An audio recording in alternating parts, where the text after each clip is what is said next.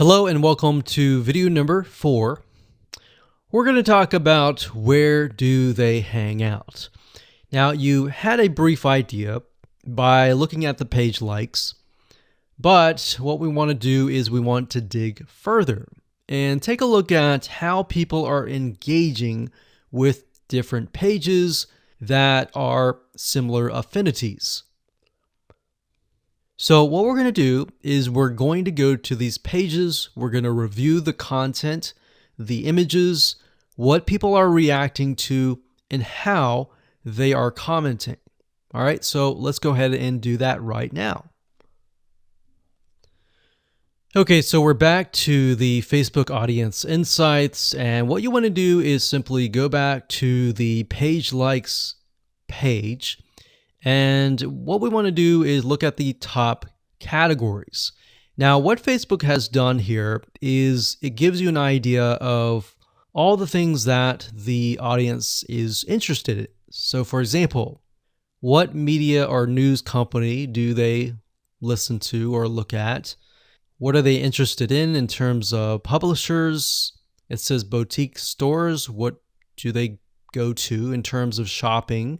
What do they eat? What do they drink? What education websites do they go to learn something about knitting, maybe?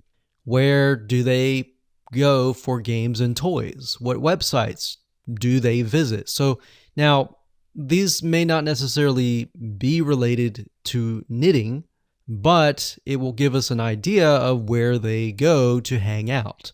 So we can see that these people like recipes. So we see recipes, we see that they like to save money in terms of coupons. Crockpot Girl is a website for someone who's interested in quick, simple, easy meals with a crock pot. And Scary Mommy is a blog for mothers. So this gives us an idea of the different categories that they're interested in. So what I would recommend that you go ahead and do is simply open up a few of these that stand out to you and go to those pages. Okay, so we clicked on The Spruce, which is a Facebook fan page, and we can see that it has a website, but it also has a bunch of images and videos and content that we can take a look at. So what I would recommend that you do is take a look at the images that stand out. So we can see gardening, we can see some videos. So we can see that the spruce, there's a lot of things about animals, there's a lot of things about different types of recipes. So what you're looking for is patterns, essentially, in the form of images. So when you create your content, you could create content with images like this.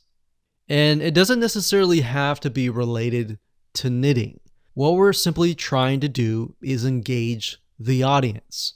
So if you were to have a Facebook fan page about knitting, you could simply also have images of dogs, images of gardening or recipes, and other things, simply to engage your audience, because it's what they're interested in. So if we continue to scroll down, we can click on photos or videos. I like to click on photos. So we can see quotes, lots of quotes, and that's one of the pieces of content that we will be creating later down the road.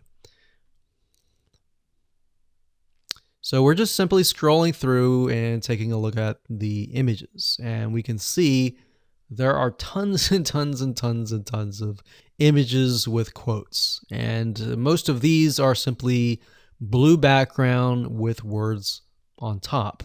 Now you can improve this and make it better. So by going through the images, this allows you to get some ideas on different images with words that you can create as well.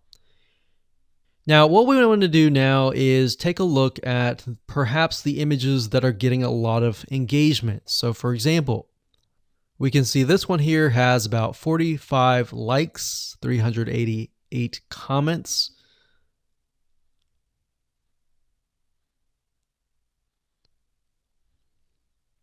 And as we're going through, what I notice is that the ones with the blue backgrounds, for the most part, actually have a lot more engagement.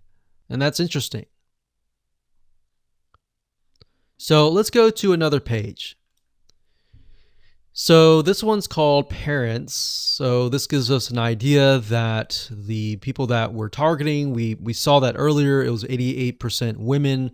Maybe many of them are mothers. So we wanted to go down and click on Photos again. And we want to scroll down further. We can see a lot of images with quotes. That's great.